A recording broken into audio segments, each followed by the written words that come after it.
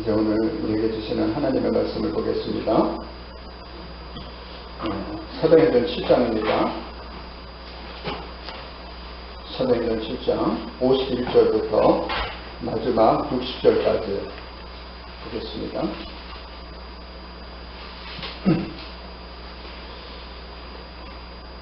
사도행전 7장 51절부터 7장 51절 계속 읽겠습니다. 목이 곱고 마음과 귀에 할례를 받지 못한 사람들아, 너희도 너희 주상과 같이 항상 성령을 거스르는도다. 너희 주상들이 선지자 중 누구를 살해하지 아니하였느냐?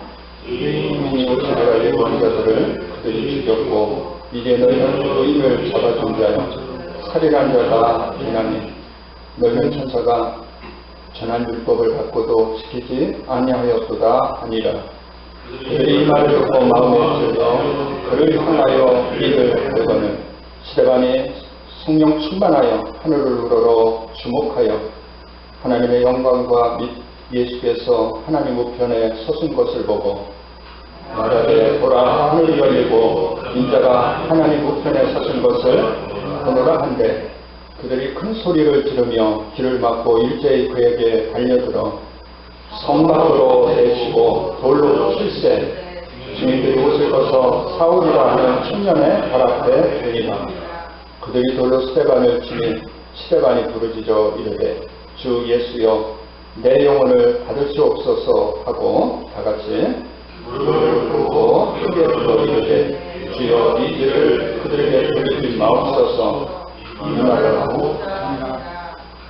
아멘. 우리 한번 따라서 하시겠습니다. 우리 예수님은 우리의 주님이십니다. 우리의 주님이십니다. 우리 예수님이 우리의 모든 것의 주인 되십니다. 우리의 생명까지도 주인 되십니다. 예수님은 우리의 구주가 되십니다. 예수님은 우리의 구세주가 되시고 우리의 구원자가 되십니다. 우리의 그리스도가 되십니다. 세 번째, 우리 예수님은 우리의 생명이 되십니다. 우리 예수님은 우리의 생명이 되십니다. 우리 예수님은 우리에게 영원한 생명을 주시기 위해서 이 땅에 오셨습니다. 우리 예수님은 지금도 성령으로 우리와 함께 하십니다. 성령으로 우리와 함께 하십니다. 아멘. 지금까지 우리가 스데반 집사의 긴 설교를 알아봤습니다. 오늘 이제 스데반 집사의 설교의 마지막입니다. 여러분, 스데반 집사는 어떤 사람이었죠? 초대교회 7 집사 중에 한 명이었습니다. 그는 믿음과 성령으로 충만한 사람이었죠. 지혜로 충만했습니다. 그리고 하나님의 은혜와 권능으로 충만해서 그가 다니는 곳곳마다 병든 사람에게 손을 얹어 기도한 즉 병든 사람이 일어나는 역사가 있었습니다. 더러운 귀신에 들려서 고통하는 자에게 다가가서 주 예수 그리스도 이름으로 기도한 즉 더러운 귀신이 떠나가고 어둠의 권세가 떠나가는 역사가 있었습니다.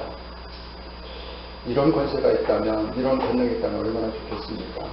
그리고 스데반은 예루살렘에 있는 여러 회당에 다니면서 주 예수 그리스도의 복음을 증거하기 시작했습니다.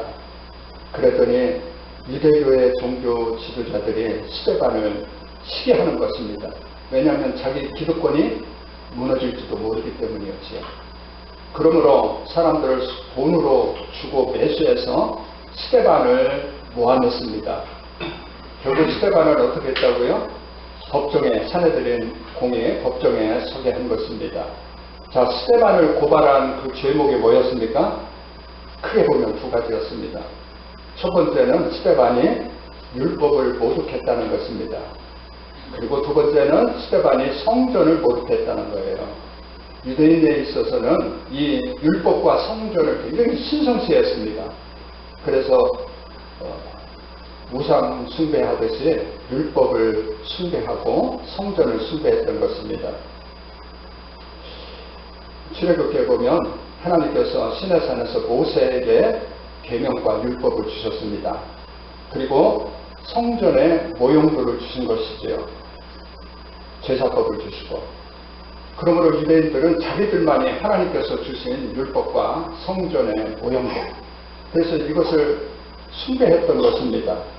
그들은 여전히 율법을 자랑했습니다. 그래서 본인들이 자신들이 율법을 다 지켜 행함으로 구원받는다고 생각했던 것입니다. 그런데 하나님은 율법을 구원의 방편으로 주시지 않았어요. 율법을 주신 것은 죄가 무엇인지를 깨닫게 하기 위해서, 죄가 무엇이다 깨닫게 하기 위해서 주신 것이고, 그리고 하나님의 백성들이 마땅히 지켜야 될 어떤 기준을 하나님께서 주신 것이지요. 성전도 마찬가지였습니다. 성전의 모양을 주신 것은 장차 성전의 실제는 바로 예수 그리스도라는 것을 가르치기 위해서 성전 모형도를 준 것입니다. 그러므로 이 스데반이 자기의 변론적인 길 설교 속에서 이 율법에 관해서 너희들은 율법을 안다고 하지만, 너희들은 율법을 자랑하고 있지만 진정한 율법의 핵심 가치를 모른다고 지적한 것입니다. 여러분, 율법의 핵심 가치가 뭐죠? 율법의 핵심 가치는 장차 오실 메시아였습니다. 장차 오실 메시아. 그래서 구약의 전체적으로 흐르는 맥락은 바로 장차 오실 메시아, 장차 오실 그리스도에 관한 얘기입니다. 성전도 마찬가지죠. 하나님의 성전. 물론 예수님이 성전을 헐라 내가 사흘 만에 일으키겠다고 말씀하신 것은요, 바로 예수님이 그 헤롯 성전, 사람이 만든 그 건축물을 헐라 내가 사흘 만에 세우겠다, 그 말씀을 하는 것이 아니라 예수님 자신의 몸을 가르쳐서 말씀하신 거예요. 성전을 헐라, 자신을 십자가에 못 박으라. 그러면 내가 사흘 만에 부활하겠다는 말씀을 하신 것입니다. 여러분, 성전하면은 바로 예수 그리스도가 성전입니다. 교회의 머리가 되시고 교회의 몸이 되십니다. 예수 그리스도가. 그리고 우리가 예수 그리스도를 나의 주님, 나의 구세주로 영접한 사람, 우리 한 사람 한 사람이 성전인 줄 믿으시기를 바랍니다. 그러므로 고린도전서 3장 16절은 이렇게 말합니다. 너희는 너희가 하나님의 성전인 것과 너희 안에 성령이 계신 것을 알지 못하느냐. 우리 한 사람 한 사람이 성전이라는 것입니다. 여러분, 우리가 잘못 생각하면 교회가 그냥 성전이라고 생각하기 쉽죠. 교회는 예배당일 뿐이지요. 건물일 뿐입니다. 진정 성전은 성령을 모신, 성령이 계신 곳이 성전입니다. 우리 한 사람 한 사람이 예수 그리스도를 나의 주님, 나의 구세주로 영접할 때 성령이 우리 가운데 오신 거예요. 성령이 우리 안에 계시기 때문에 우리 한 사람 한 사람이 하나님의 성전인 것입니다. 인간이 거듭한 예루살렘 성전은 바로 장차 오실 예수 그리스도의 모형에 지나지 않은 것이지요. 모형은 진짜가 오면 쓸모가 없어지는 거예요. 유대인들은 이때까지 예루살렘 성전에서 짐승을 잡아서, 그러니까 흠없는 짐승을 이제 죄를 짓게 되면은 유대인들은 어떻게 했습니까? 흠없는 짐승, 양이나 소를 성전으로 끌고 와서 그 짐승에게, 흠없는 짐승에게 내가 그 머리에 죄인인 내가 안수를 하는 거예요. 그러면 내 죄가 그 흠없는 짐승에게 전가되어서 대신 짐승이 피 흘려 죽음으로 내 죄가 사함받는다고 이렇게 생각했던 것이죠. 그래서 죄를 짓게 되면 흠없는 짐승을 끌고 가서 성전에서 바로 짐승이 대신, 내 대신 피 흘려 죽는 것이었습니다. 여러분, 예수님께서 2000년 전에 자신이 온 인류의 죄를 대속하는 어린 양이 되셔서 피 흘려 죽으신 이후에는 더 이상 우리가 짐승을 잡아서 제사 드릴 필요가 없게 된 것입니다. 우리 예수님이 우리를 위해서 어린 양 제물이 되셔서 그분이 단번에 영원한 제물이 되신 것입니다.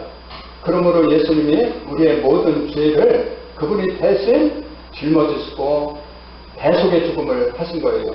그러므로 누구든지 예수 그리스도를 믿는 사람은 우리의 모든 죄가 사함을 받은 줄 믿으시기 바랍니다. 그러니까 모세가 전해준 율법의 제사범은 예수 그리스도께서 오심으로 말미암아 끝난 것이지요. 이제 우리는 더 이상 짐승의 피로 제사 드릴 필요가 없게 된 것입니다. 어린 양 예수 그리스도의 피를 의지해서 우리는 누구나 하나님 앞에 직접 나갈 수 있게 된 것입니다. 이제 예수 그리스도께서 우리가 하나님을 만나는 살아있는 성전이 된 것이지요. 그런데 여전히 유대인들은 예루살렘에 있는 성전 숭배 사상이 있었던 것입니다. 사람이 만든 성전에 하나님을 가둬놓는 그런 잘못된 신앙을 가지고 있었다는 거예요. 물론 하나님은 성전에서도 임재해 계십니다. 그렇지만 우리 하나님은 그냥 성전 안에만 머무르는 하나님이 아니었다는 것이죠. 그래서 아브라함을 부를 때도 우리 하나님은 직접 아브라함에게 찾아가서 아브라함아 아브라함아 부르신 것입니다. 요셉이 성전의 시기를 사서 바로 애굽에 노예로 팔려갈 때도 우리 하나님은 요셉과 함께 계셨다고 하잖아요. 요셉과 함께 동행하셨다는 것입니다. 그 400년 이후에 하나님께서 호렙산에서 시내산에서 모세를 부를 때도 내가 이제부터 너와 함께 하겠다. 내가 너를 애굽으로 보내노라 말씀하셨잖아요. 우리 하나님은요 우리와 함께 하시는 하나님이십니다. 우리와 동행하시는 하나님이십니다. 그냥 인간이 만든 성전에서 그냥 머물러 계신 분이 아니라는 거예요. 성전 안에만 우리 하나님이 머물러 계신 것이 아닙니다. 우리와 함께 하시고 우리와 동행하시는 하나님이 되심을 믿으시기를 바랍니다. 그런데 여전히 유대인들은 성전 안에서만 하나님이 계시고 성전 안에서만 하나님을 만날 수 있다고 그렇게 주장한 것입니다. 그래서 스데반 집사가 유대인들의 잘못된 신앙관을 지금 지적하고 책망하고 있는 것이죠. 하나님은 인간이 만든 건물 아래만 매여 있는 분이 아니라는 것이죠. 여러분 우리가 성전이 되기 위해서는 어떻게 해야 됩니까? 우리 한 사람 한 사람이 성전이라고 말씀드렸잖아요. 우리가 하나님의 성전이 되기 위해서는 우리가 거룩함으로 나가야 되는 것입니다.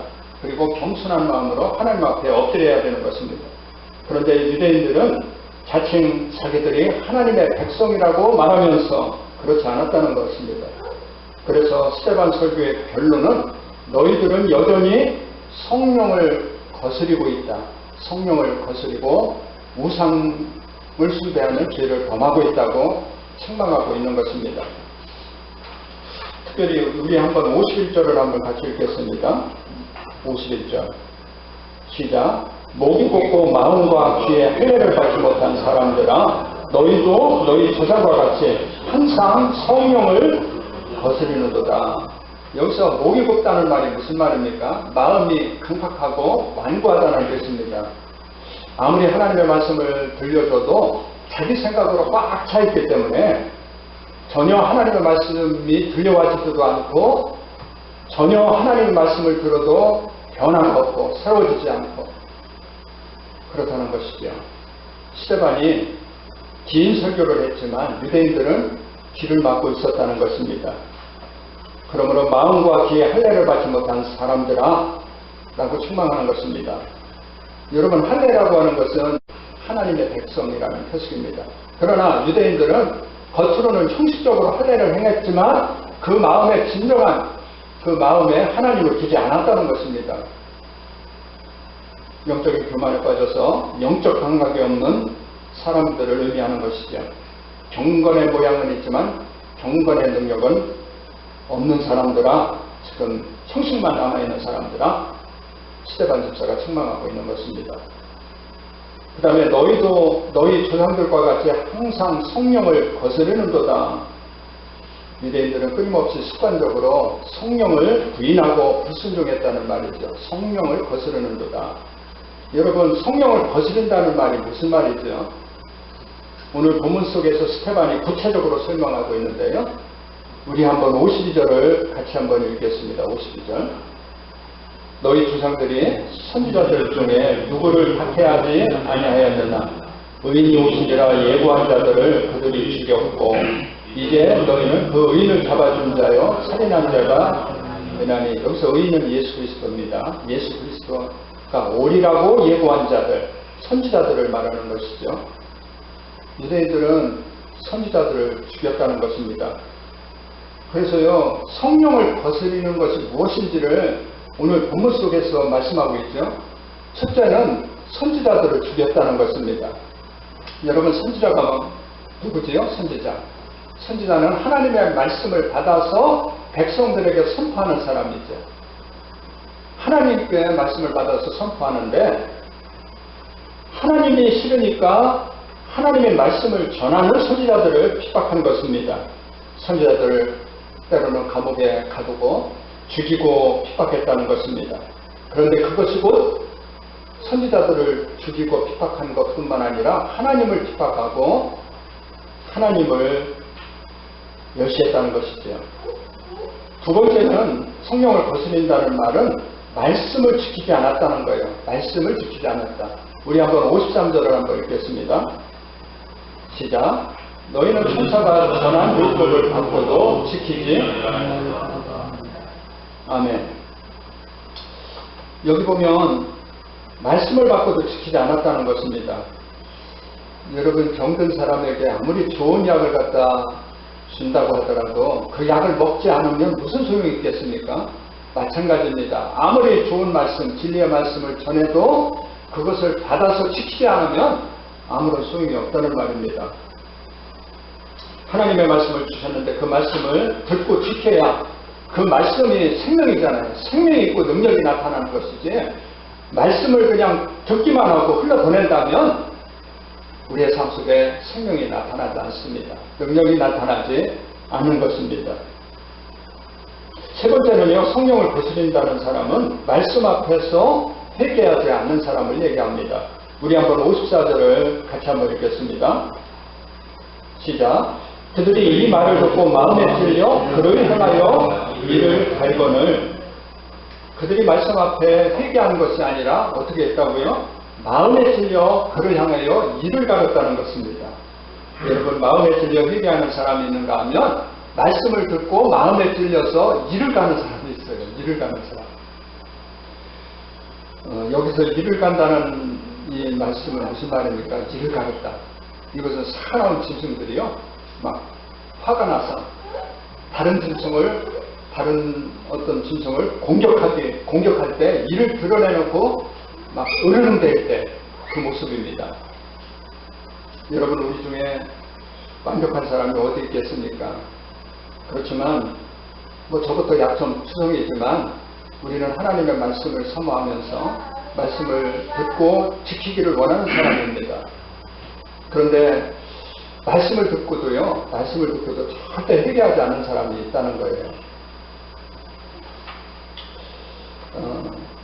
우리가 예를 들면, 제가 어느 집사님한테 예를 들어서 얘기하는 것입니다. 집사님은 남의 말을 험담하면 안 됩니다. 험담을 상대해 주십시오 라고 하면, 예, 제가 고치겠습니다 라고 하는 사람은 거의 없을 것입니다. 그냥 속에서 뭐가 올라오죠? 분노부터 일어납니다. 아니, 너는 잘났어? 너는 지금 지키고 있어? 이런 생각이 나는 거예요. 우리가 하나님의 말씀을 들으면 우리가 회개하는 마음으로 하나님의 말씀을 들어야지, 뭐 말씀을 들을 때마다 화가 나고 분노가 일어나고 자존심이 상하면 안 됩니다. 성령 충만한 사람은요, 회개하는 사람입니다.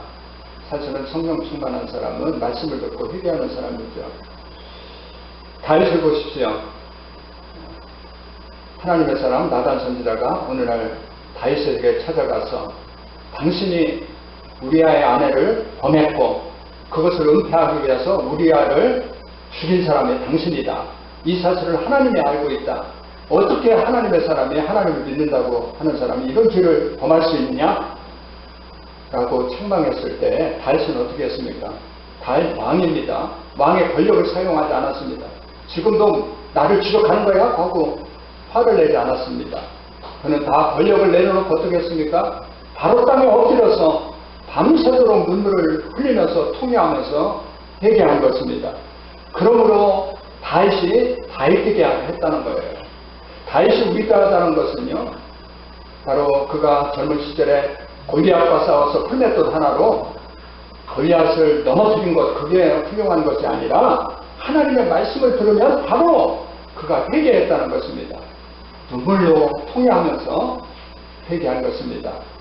그러므로 하나님께서 다윗을 볼 때 내 마음에 합한 자라고 한 사람이에요.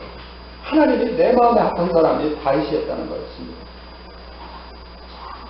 여러분, 성령 충만한 스데반은 어떻게 반응합니까?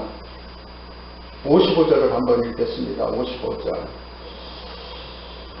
스데반이 성령 충만하여 하늘을 우러러 주목하여 하나님의 영광과 및 예수께서 하나님 우편에 서신 것을 보았다는 것입니다. 지금 유대인들의 모습은 이를 갈았습니다. 스데반을 향해서 이를 갈았습니다. 그리고 돌로 쳐 죽일 그런 상황이었습니다. 그러나 스데반은 사람을 보고 두려워하지 않은 것입니다. 여러분, 우리 안에 성령이 계십니까? 그러나 우리가 모두가 성령이 계시지만 성령에 충만한 것은 아닙니다. 여러분, 성령에 충만하다는 것은 바로 성령께서 내 마음 중심에 오셔서 나의 마음과 생각을 성령께서 온전히 지배하는 거예요. 성령은 우리 한 사람 한 사람 가운데 성령이 계십니다. 예수님을 나의 주님, 나의 구세주로 믿고 영접한 사람은 이미 우리 안에 성령이 와 계세요. 그러나 성령 충만은 아닌 것입니다. 성령 충만은 성령께서 내 마음 중심에 오셔서 내 마음과 생각과 나의 행동과 나의 삶을 온전히 지배할 때 그것을 성령 충만이라고 하는 거예요. 그런데 스데반은 믿음과 성령으로 충만한 사람이 아닙니까? 그러니까 성령께서 완전히 스데반을 지배한 사람입니다. 이런 사람은 환경에 지배받지 않습니다. 지배받지 않습니다. 보통 사람들은 환경에 휘둘리잖아요. 조금만 잘 되면 어떻습니까? 조금만 잘 되면 헤헤거리고 조금만 안 되면 안절부절하고 조급한 것입니다. 그것이 우리의 모습이죠. 그러나 성령의 지배를 받는 사람은 어떠한 환경에 지배받지 않는 거예요. 어떤 상황에 지배받지 않습니다. 어떠한 문제에 지배받지 않는 것입니다. 스데반은 죽음의 위기 가운데서 눈을 들어 하늘을 보았다는 것입니다. 여러분, 어려움은 어려울수록 우리가 환경을 바라보는 것이 아닙니다. 문제를 바라보기보다는 우리가 눈을 들어서 하나님을 보았다는 것입니다. 하나님께 집중했다는 것입니다. 오늘날 우리의 문제가 무엇입니까? 우리가 하늘을 보지 않는 것이 문제입니다. 하늘을 보지 않는 것이 문제입니다. 문제가 있어도 자꾸만 그 문제만 바라보고 땅만 쳐다보고 사람만 바라보기 때문에 우리가 그 문제가 해결되지 않는 것이죠. 그러나 하나님의 사람은 힘들면 힘들수록 어떻게 해요? 눈을 들어 주를 바라봐야 되는 것입니다. 스데반은 지금 당장 자기를 향해 이를 갈고 있는 사람들을 향해서 바로 그 사람들을 보지 않고 하나님을 바라보았다는 것입니다. 하늘을 바라본 것입니다. 여러분, 스데반이 전한 현실처럼 여러분의 현실이 답답하십니까? 여러분의 현실이 죽을 것만 같습니까? 그렇다면 저와 여러분들이 눈을 들어 하나님을 바라봐야 되는 것입니다. 주님의 음성을 듣기를 갈망하십시오. 그분의 인재를 체험할 수 있도록 하나님 앞에 엎드려야 되는 것입니다. 오늘날 우리 영혼이 이렇게 메말라 있고 무기력한 것은 하나님을 바라보기보다는 자꾸만 세상만 바라보기 때문인 것입니다. 여러분, 나에게 상처 준 사람, 나를 왕따시키고 나를 거절한 사람, 그 옛날 일을 너무나 집착하지 마시기를 바랍니다. 우리는 주님을 묵상해야 되는 거예요. 주님을 묵상해야 됩니다. 주님의 영광을 봐야 되는 것입니다. 그러면 어느 순간 죽고 싶은 마음이 사라지는 것입니다. 내 속에 있는 깊은 상처가 눈도 없이 사라지게 되는 것입니다. 하나님의 영광을 보면 우리 인생이 회복됩니다. 우리 인생이 다시 일어날 줄 믿습니다. 스데반은요, 위기의 순간에 그 사람들을 바라본 것이 아닙니다. 환경을 바라본 것이 아닙니다. 어떤 상황을 바라본 것이 아닙니다. 먼저 하늘을 바라본 것입니다. 그랬더니 하나님의 영광이 임했다고 했잖아. 하나님의 영광을 체험하는 것입니다. 그리고 예수님이 하나님 우편에 서신 것을 본 것입니다.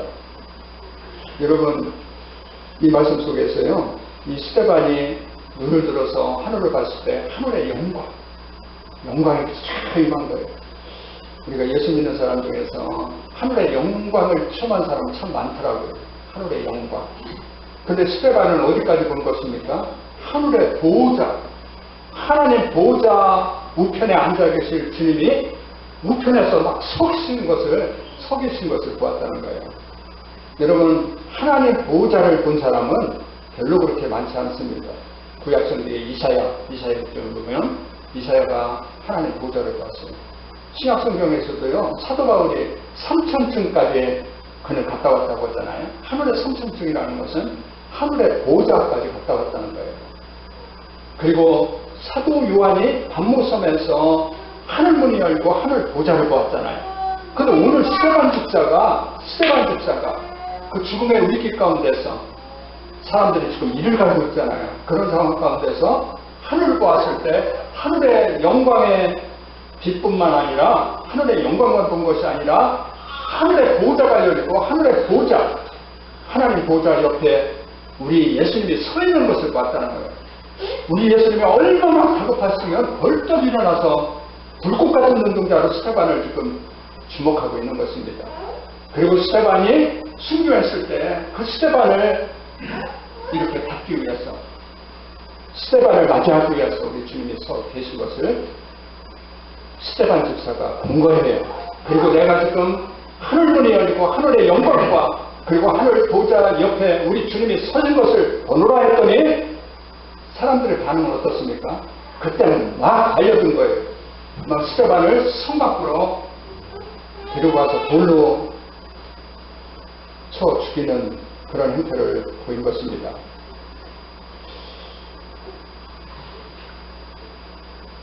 그래서 57절을 한번 읽겠습니다. 57절이 그 말이죠. 57절. 그들이 큰 소리를 지르며 길을 막고 일제히 그에게 달려들었다는 것입니다. 자, 56절에 보면 이 스데반이 말하되 보라 하늘이 열리고 인자가 하나님 우편에 서신 것을 내가 보노라. 지금 스데반이 하늘문이 열리고 하나님의 영광과 하나님의 보좌가 보인다고 지금 스데반이 선포했습니다. 그랬더니 그들이 어떻게 했다고요? 큰 소리를 지르며 길을 막고 일제히 그에게 달려들었다는 것입니다. 그리고 성 밖으로 가서 돌로 쳤다는 것이죠. 이때 스데반의 마지막 모습이 어떤 모습이었습니까? 59절 한번 읽겠습니다. 59절 시작. 그들이 돌로 스데반을 치니 스데반이 부르짖어 이르되 주 예수여 내 영혼을 받으시옵소서 하고 60절 무릎을 꿇고 크게 불러 이르되 주여 이 죄를 그들에게 돌리지 마옵소서 이 말을 하고 가니라. 아멘. 여러분, 이 말을 우리가 들어본 것 같지 않아요? 우리 예수님이요, 죄 없으신 예수님도 돌에 맞으셨습니다. 그리고 죄 없는 예수님이 십자가에 못 박혀 죽으시면서 마지막 십자가상에서 한 말씀이잖아요. 그래서 우리 예수님이 아버지여 저들의 죄를 사하여 주옵소서. 지금 저들이 하고 있는 것을 저들이 알지 못합니다. 그러니 아버지여 저들의 죄를 용서하여 주옵소서 중보 기도했잖아요. 그리고 마지막에는 내 영혼을 아버지여 내 영혼을 받으시옵소서 하고 영혼이 떠나셨잖아요. 여러분, 스데반이요 바로 하나님의 영으로 예수의 영으로 충만하니까 예수님처럼 어떻게 해요? 내 영혼을 아버지가 받으소서, 내 영혼을 받으소서. 그리고 저들의 죄를 저들에게 돌리지 마옵소서 중보기도 하며 그가 순교한 장면을 지금 보고 있는 것입니다. 주님과 똑같이 저들의 죄를 그들에게 돌리지 마옵소서, 저들의 죄를 용서해달라고 한 것입니다. 여러분, 오늘날 성도들이 서로 용서하지 않는 이유가 뭐라고 생각하십니까? 교회가 서로 싸우는 이유가 뭐지요? 성령으로 충만하지 않으니까. 예수의 영으로 충만하지 않으니까 서로 싸우는 거예요. 예수의 영이 임하면 우리가 용서하지 못할 사람이 어디 있겠습니까? 오늘 본문 마지막은 스데반이 죽었다고 하지 않고 잔다라고 표현하고 있습니다. 잠들었다. 스데반이 잠들었다. 하나님의 사람은 죽음이 끝이 아닙니다. 바로 죽음은 새로운 시작일 뿐입니다. 그래서 새로운 시작을 향해서 잠들었다가 예수 그리스도께서 이 땅에 재림하시는 그날 예수님과 똑같이 신령한 몸으로 영광스러운 몸으로 우리가 부활해서 주님과 함께 영원한 나라에서 영원한 복락을 누리게 되는 것이 우리들의 바로 장차 우리가 구원받은 하나님의 백성들의 모습인 것이죠. 스데반은요 그렇게 순교했지만 스데반이 남긴 영적인 의미는 컸습니다. 스데반의 설교와 스데반의 그 순교 속에서 우리에게 주는 영적인 의미가 있습니다. 크게 보면 두 가지인데요. 첫 번째 하나는요, 사울이라는 청년이 바울로 회심하는 계기가 되었다는 거예요. 스데반 순교 사건을 통해서 사울이라는 청년이 나오는데요. 이 청년이 바울로 회심하게 되는 계기가 되었다는 것입니다. 우리 한번 58절을 보겠습니다. 시작. 성 밖으로 내치고 돌로 칠세 증인들이 옷을 벗어 사울이라 하는 청년의 발 앞에 두니라. 여기 보면 처음 사도행전에 처음 사울이라는 청년이 등장하죠. 스데반 사건은요, 이 사울이라는 청년이 바울에게는 회심의 결정적인 계기가 된 사건이었습니다. 사울이라는 청년은요, 예수 믿는 사람을 핍박했던 사람입니다. 예수 믿는 사람들을 감옥에 가두는 데 앞장섰던 사람인데 이 스데반의 설교를 들었어요. 그리고 스데반의 순교하는 장면을 보았습니다. 그래서 이 사울이라는 청년이 늘 그 머릿속에는 스데반이 그 선포한 그 말씀이 생생하게 자꾸만 스쳐가는 거예요. 뿐만 아니라 그는 스데반이 그 순교하는 장면, 돌에 맞아 죽어가면서도 그 천사와 같은 얼굴을 하고 하늘문이 열리고 있고 하늘의 보좌를 보고 있다는 그 말을 생생하게 들었습니다. 그러므로 그는 나중에 회심을 하게 된 계기가 된 것이지. 그러므로 바울이 스데반의 죽음으로부터 시작한 것입니다. 이 스데반의 설교와 순교의 사건이 사울이란 청년의 가슴에 강렬한 인생을 주었던 것입니다. 두 번째는요, 스데반의 순교의 의미, 두 번째는 예루살렘 교회가 흩어지게 된 계기가 되었다는 것이죠. 자, 이 스데반 순교 사건 이후에 본격적으로 유대인들에 의한 기독교가 핍박을 받습니다.